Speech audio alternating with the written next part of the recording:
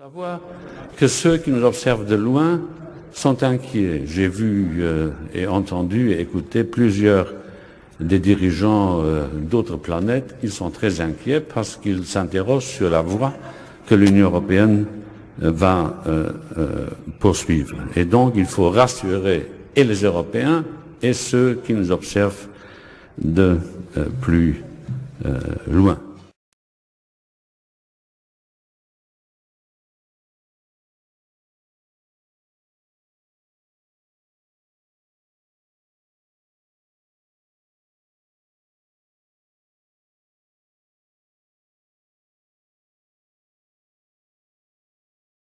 Der Brexit besorgt und verwirrt Europa. So sehr, dass EU-Kommissionspräsident Jean-Claude Juncker im EU-Parlament einige sehr merkwürdige Sätze sagte. Die sorgen jetzt für Aufsehen. Auf Französisch klingen sie so.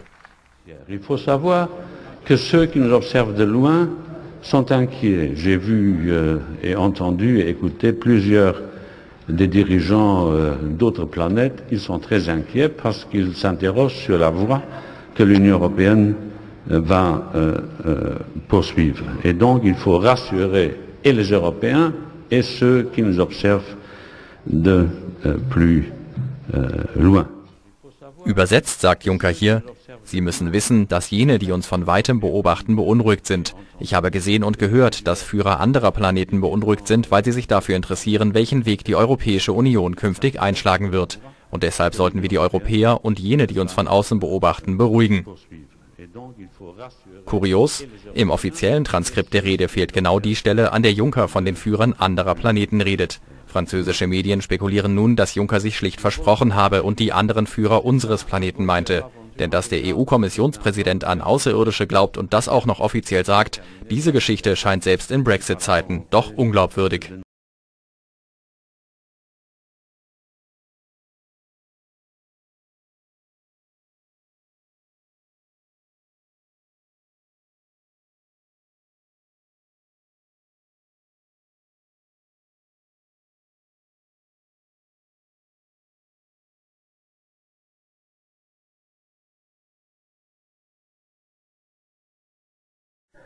Speech by President Jean-Claude Juncker to the plenary session of the European Parliament on the result of the referendums in the United Kingdom, Brussels, 28 June 2016, translated from French and German.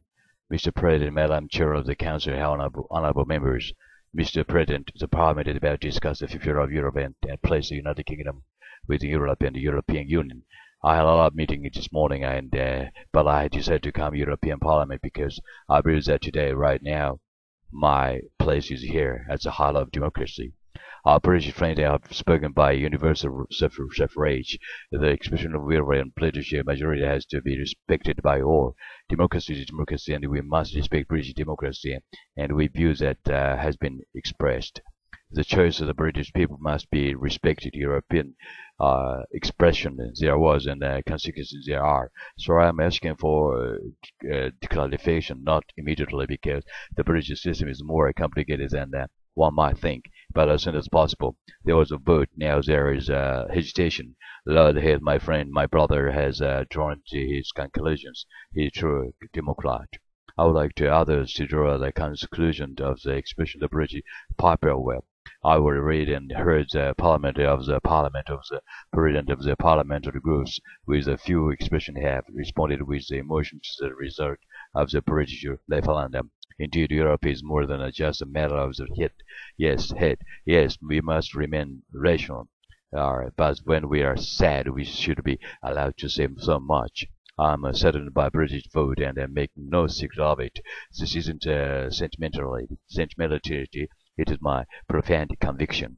I would have liked the United Kingdom to stay forever by our side. With us, it has decided otherwise. We must accept the consequences. The Prime Minister, whom I will be seeing later this morning, remains.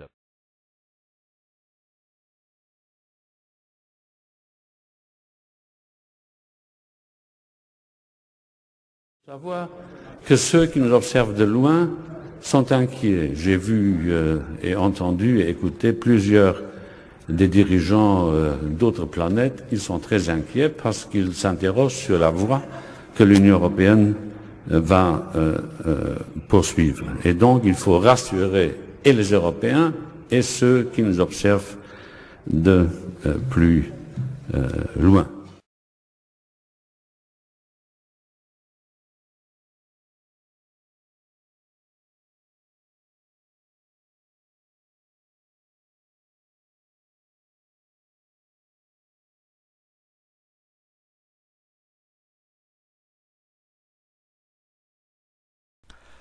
Hello, this is Hiroshi Hayashi, Hamama City, Japan.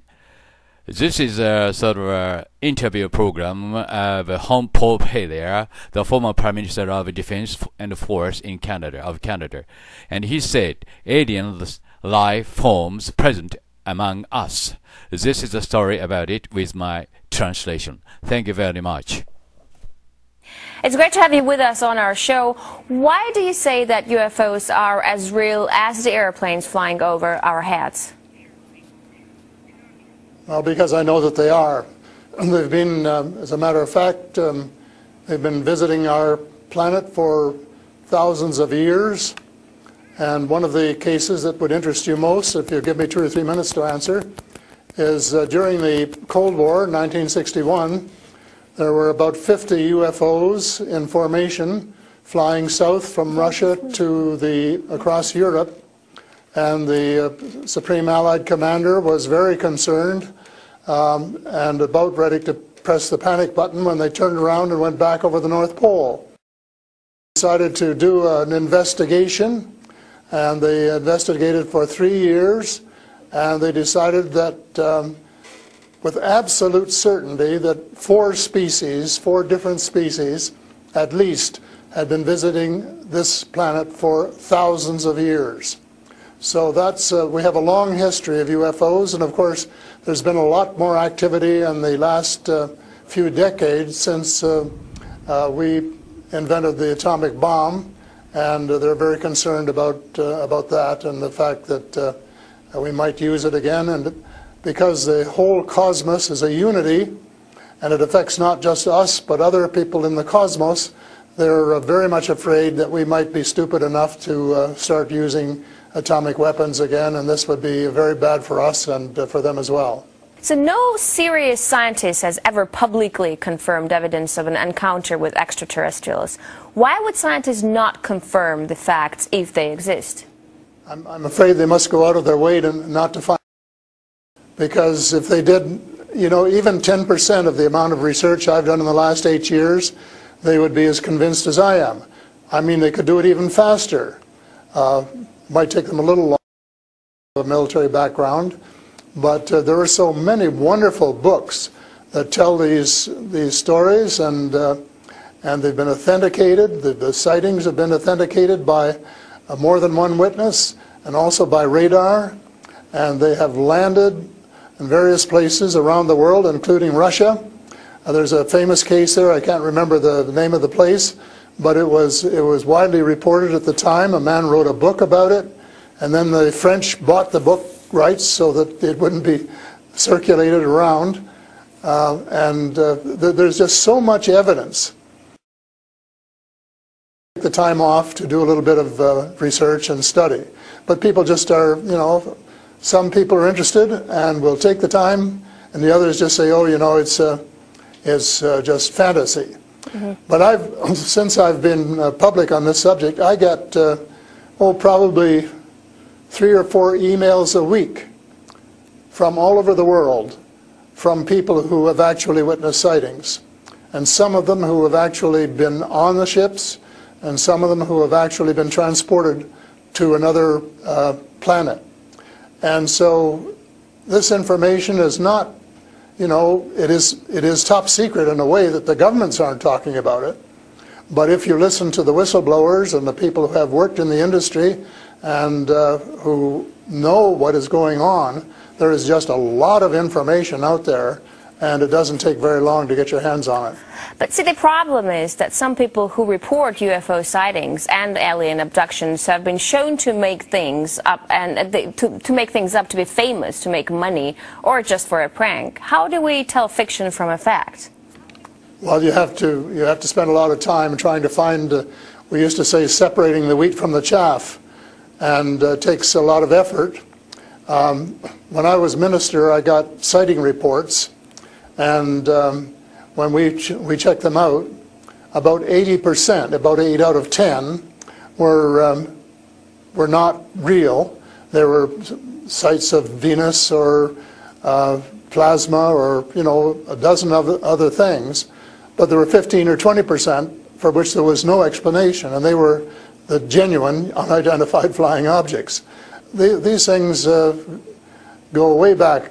One of the conferences I went to was in Las Vegas, was promoted by a chap who had written a book about crashes.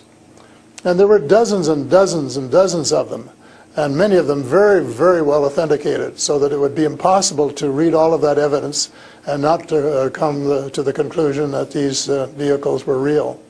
Have you ever had your own encounter? Not an encounter with aliens, no. I have seen a UFO about 120 miles north of Toronto over Lake Muskoka, where I have a cottage. And 2 years ago, last Canadian Thanksgiving, which is October, my wife decided she wanted to go out and look at the stars. So I'm not much of a night man, but I put on my cap and went out with her. And she looked into the eastern sky and said, "There's a star." And I turned around the other way and I said, "Oh, there's a much brighter one over here." And she looked, and it was. And we watched it until our necks almost broke for about 20 minutes. And it was definitely a UFO, because it could change position in the sky by 3 or 4 degrees in 3 or 4 seconds. And I checked out, there were no satellites that could do that. The space station wasn't going by, and it isn't able to move that fast anyway. And there was no other explanation except that it was the real thing. And 2 days later, I went down on the dock, got a comfortable chair, and watched it came back almost to the same spot and entertained me for as long as I could take it. And then I went back to the cottage. But it was very interesting, because it would drop down in the sky, and then it would roar back up, and then it would shift across a few degrees and do a circle and come back at a speed, which, you know, just astronomical speeds. As you know, they travel very, very fast. So does it just look like a falling star that falls really quickly and then rises again? What does it look like? Well, it just looked like a star. It just looks like a star. Right. And I don't know if you're a person who has ever read the Bible or not, but I think the Star of Bethlehem, God's flying saucers. Mm-hmm. But you also tell me that people write you emails, 3 to 5 emails a week, and they've actually been abducted, or they have encounters with the aliens. Do they actually tell you what these aliens look like? I mean, you know, everyone's interested. How would I know if I see an alien and if he abducts me? Well, the first question you have to ask is, how many species are there? And I used to think there were, you know, between 2 and 12. And Apollo astronaut Edgar Mitchell, who came to Toronto a few years ago and had dinner with us, agreed there was somewhere between 2 and 12. But the latest reports that I've been getting from various sources are that there are about 80 different species. And some of them look just like us, and they could walk down the street and you wouldn't know if you ran, you know, walked past one. And they're what we call the Nordic blondes, and also the tall whites, who were actually working with the United States Air Force in Nevada. They're able to get away with that. They had a couple of their ladies dressed as nuns went into Las Vegas to shop, and they weren't detected. And I have a friend who saw one of the men walking along the street, and somebody who would recognize that they were different, and he did. So there are those kind, and then there are the short grays, as they're called, and they're the ones that you see in most of the cartoons. They're have very, very slim arms and legs, and they're very short, just you know, a little over 5 feet, and they have a great big torso and a great big head and great big brown eyes. But they're different species, so you have to to know that they're different species, and it's and know that they're all different. Mm-hmm. So if you saw the short gray, if you saw the short grays, you'd certainly know that there was something up that you'd never seen before. But if you saw one of the Nordic blondes, well, you'd probably say, "Oh, I wonder if she's from Denmark or somewhere," you know. So this species that you're describing, are they all different in terms of nice and mean? Are some of them nice and benevolent? Are others nasty? Or how are they? Are they good to people on Earth, or are they here to harm them? Well, it's a difficult question to answer because they have different agendas. And maybe all of us on Earth should have the same agenda, but you couldn't say maybe that Russia and China and the United States all had the same agenda at every turn, because they don't. And I would say that nearly all are benign, they're benevolent, they want to help us. There may be one or two species which do not. And that's one of the things I'm investigating at the moment, is to see who they are and what they're up to and what their agendas really are. All right, we're talking to Paul Hellyer, former Canadian Minister of Defense, who says extraterrestrial life forms exist and are present on Earth. We'll talk more about what they are and why they're here after a short break. Stay with us. And we're back with Paul Hellyer, former Canadian Minister of Defense, to talk about extraterrestrial life forms. Great to have you back. So these extraterrestrial creatures, where did they come from and how did they get here to Earth? They come from various places. For a long while, I only knew about ones who came from different star systems. The Pleiades and Reta Reticula and several other star systems, but in the last few months I have met people who have made me aware of that there are some in our star system, and that there are actually extraterrestrials who live on a planet called Andromeda, which is one of the moons of Saturn, and that there are others on Venus and some on Mars, and that they may be interacting between themselves. I suspect that they are, because there is what of these people, and they have rules. For example, one of the rules is that they don't interfere in our affairs unless they're invited to. And that's one of the reasons probably that we haven't seen more of them until very recently. And so but what do you mean? There are a lot of people who want to interact with them. There are a lot of people who actually want to see them and know who they are.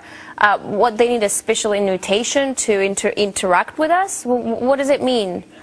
They don't want to interfere into our affairs. They want to tell us how to run our affairs. They have accepted the fact this is our planet and that we have the right to run it, but they're very, very concerned. They don't think we're good stewards of our planet.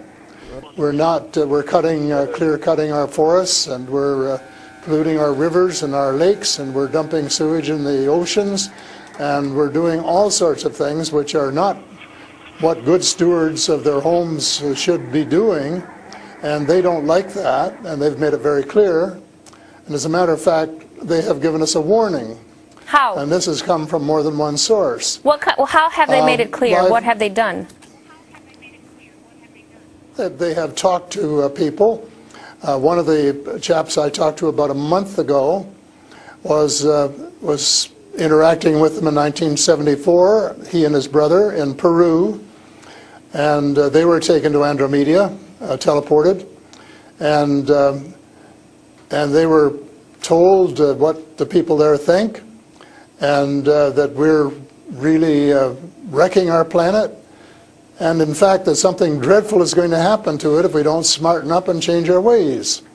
We spend too much time fighting each other, we spend too much money on military expenditures, and not enough on feeding the poor and looking after the homeless and the sick, and that we are polluting our waters and our air, and that we're playing around with these exotic weapons, thermonuclear weapons and atomic weapons, which have such a devastating effect both on our Earth and on other areas in the cosmos, and they don't like that. And that's the reason they would like to work with us to teach us better ways, but only, I think, with our consent.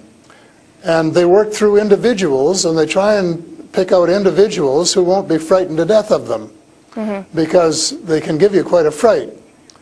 One of the cases I'm familiar with was the tall whites in Nevada, where the United States Airmen working with them, were just frightened to death of them. And one, Charles Hall, rescued the daughter of one of the high-up people in the tall whites, and as a result became very good friends with the mother. And as soon as they could trust each other, they had a wonderful relationship. And he wrote a book about it. It's called Millennial Hospitality. Millennial Hospitality. And it tells you how you go through these stages of being scared out of your wits. But then when you establish a trust and a working relationship, why you can have the same relationship, same kind of relationship that you would have with someone here on Earth. But here's what I'm thinking. If you're outing their presence, which is clearly not what they want since they're hiding, why aren't they so afraid of, why aren't you afraid of repercussions? Because you're obviously stating that they're here among us, and you're telling me all the species that exist. They are here among us, and I'm not afraid because in most cases, as far as technology is concerned, they're light years ahead of us, and we have learned a lot of things from them. A lot of the things that we use today, we got from them,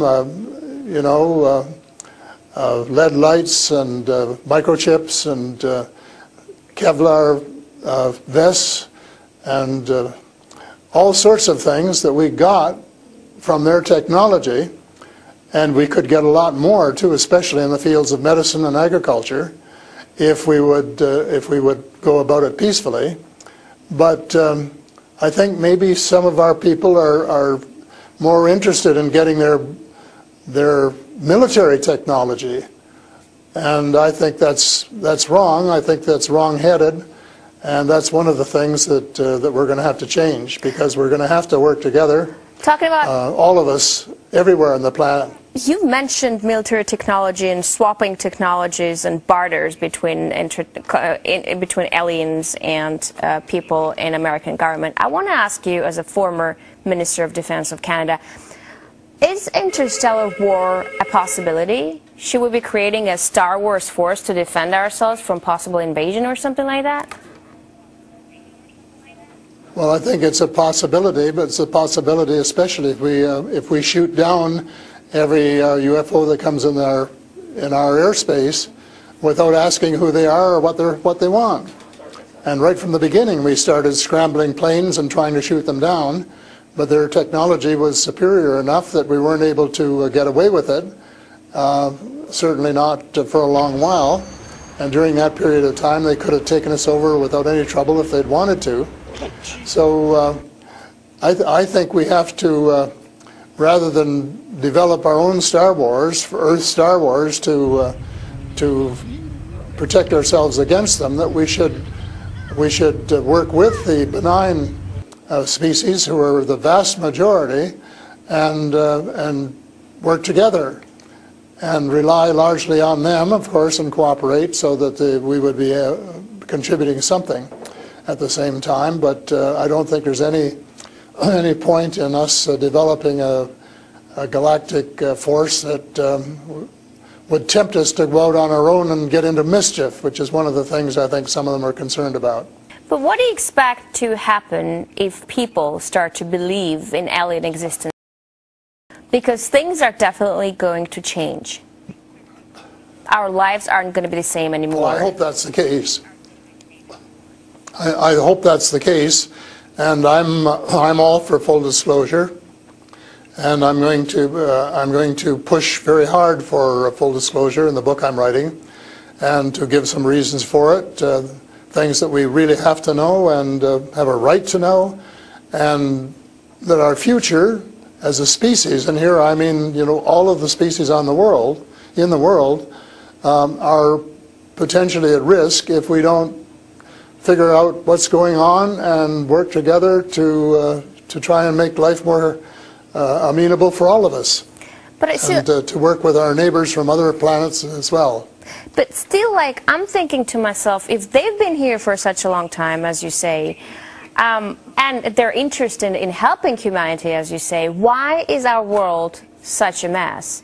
I mean, if you want to help someone, you just help someone. You don't wait for someone to invite you to help that someone, no? Well, I don't, you know, it's something that I think parents can sometimes say to their children, this is what you should do. But that doesn't mean the children are going to do it, does it? Because the cosmos is based on free choice. And we're given the option of making mistakes, of making wrong choices. And I guess what bothers some of us is we've made too many wrong choices and not enough right choices. So we're going to have to start switching our priorities and stop spending so much time and effort and weapons to kill each other or to dominate each other, and spending a lot more time on how to help each other to have a better society and life which is healthier, and where the health care is better, and where the food distribution is better, and where the air is cleaner and the water is cleaner, and all of those things that are waiting to be done if we just get together and row, as we say, rowboat, row in the right direction, the same direction. And it's possible, but it's a tall order, and so far we haven't done it.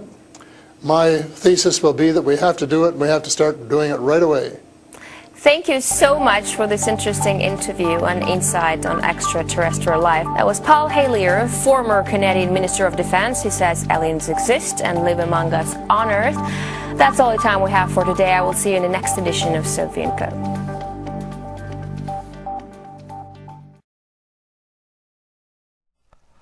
Hello.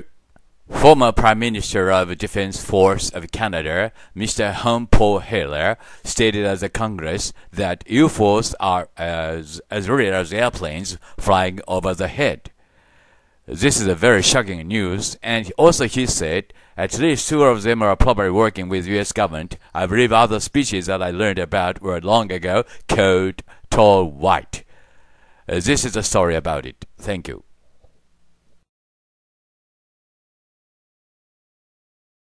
To speak to a symposium at the University of Toronto, and I said UFOs are as real as the airplanes flying overhead.